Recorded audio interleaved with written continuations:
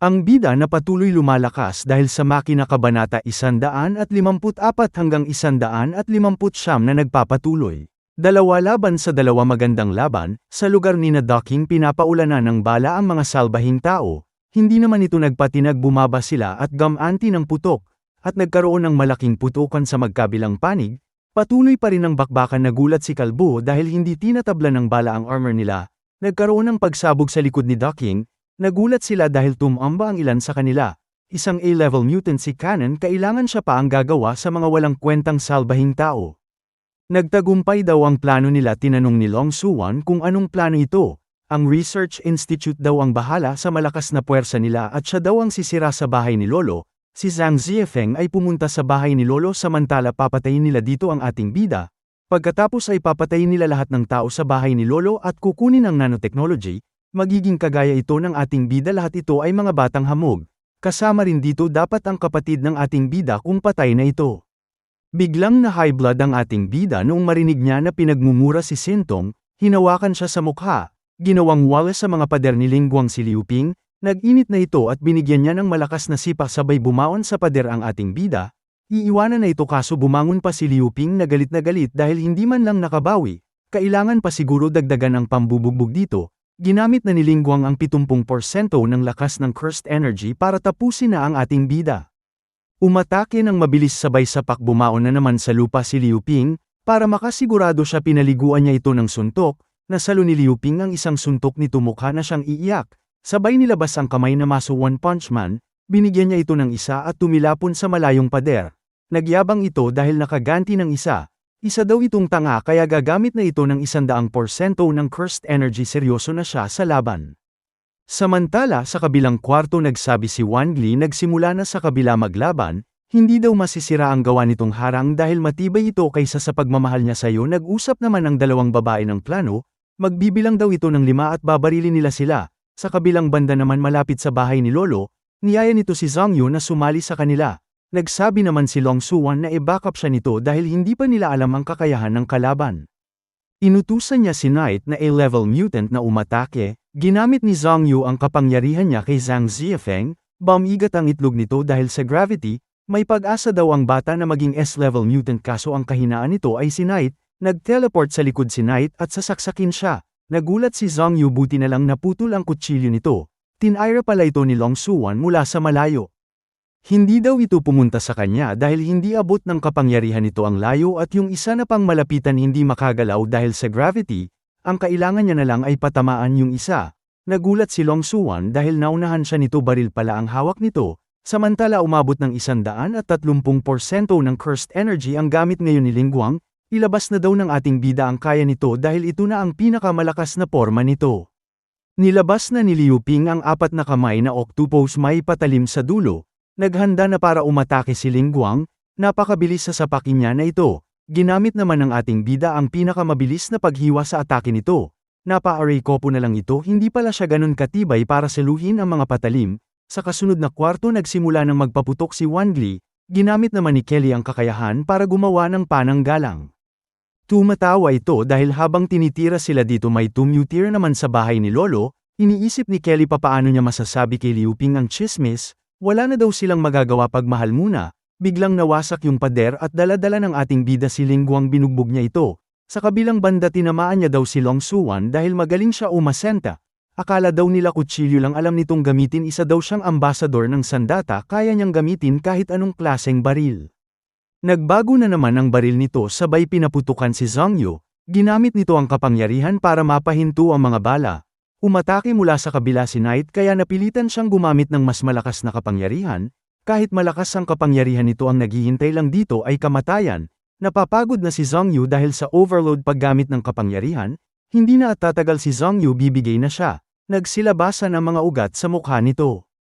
Naalala niya nung high school siya walang pumapansin sa kanya, lahat ng mga kaklase niya ay may mga jowa at kahit ngayon may kapangyarihan na siya wala pa rin nagbago.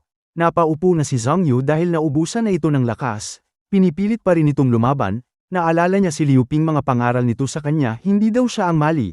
Ang mali daw ay ang malupit na mundo sabay naglabas ito ng napakalakas na gravity, tumilapon si Knight at nakontrolado niya ang mga bala. Ginamit niya ang kapangyarihan ng gravity para hindi ito makatakas, at ibinato niya rito ang mga bala. Tinamaan niya ito, kailangan niya daw itong tapusin, ginamit niya ang lahat ng lakas ng gravity, tinamaan ang kamay nito sabay napa-aray kopo dahil sa sakit, babarilin sana siya ni Zhang Ziefeng, kaso tinamaan ang baril nito, pagtingin niya sa taas si Long Suwan hindi pa patay, buti na lang maaga siyang lumipat ng pwesto dahil ito sa maltong bata. Sa Research Institute magsisimula ng maglaban si Kawasi at kapitan ng 5th team, hindi daw siya kayang patayin ito ng mag-isa kapag natapos na mga kasamahan nito gangbang siya sa kanila. Pati ang bahay ni Lolo ay inatake nila habang wala sa bahay ang ating bida.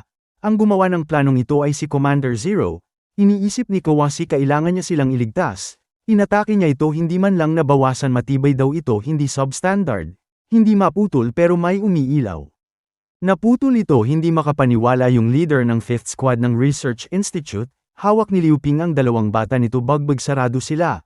Mahina daw ang plano nila kagaya ng pinutol niya, mas maganda raw na umalis na ito bago masaktan. Magaling daw ang ating bida dahil napilitan siya na gamitin ang totoong kapangyarihan nito. Ginamit na nito ang makapangyarihan na mata, ang Mangjakul Sharingan, sabay umatake si Liu Ping at Kawasi.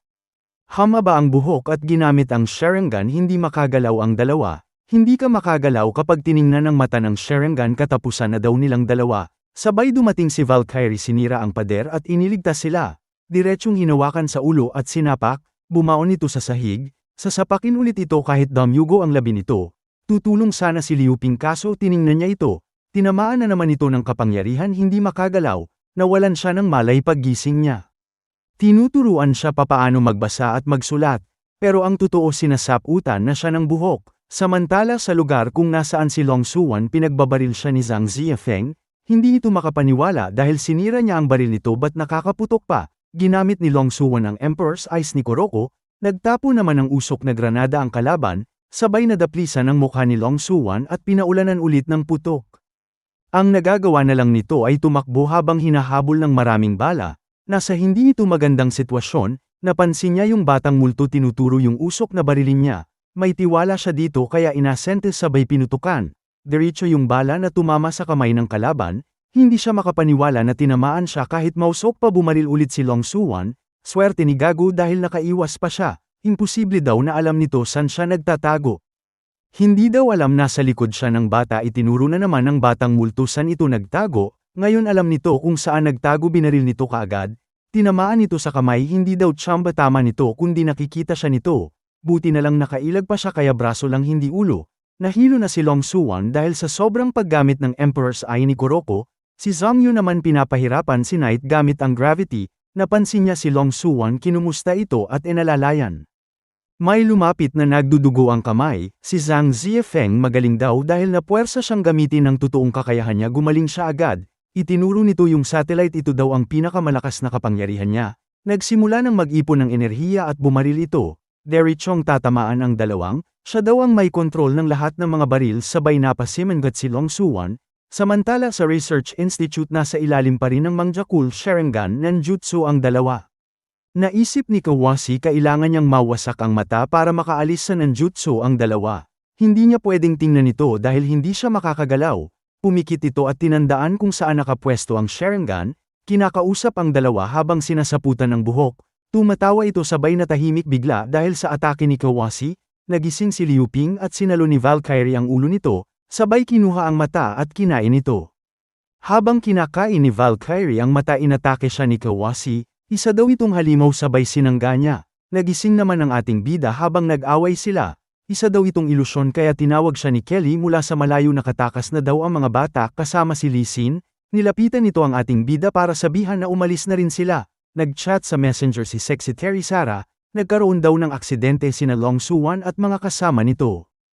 Kailangan daw nila ng tulong, inatake sila malapit sa kampo ng salbahing tao kaya babalik na sina Liu Ping, sabihin daw kay Long Suwan na maghintay dahil parating na sila.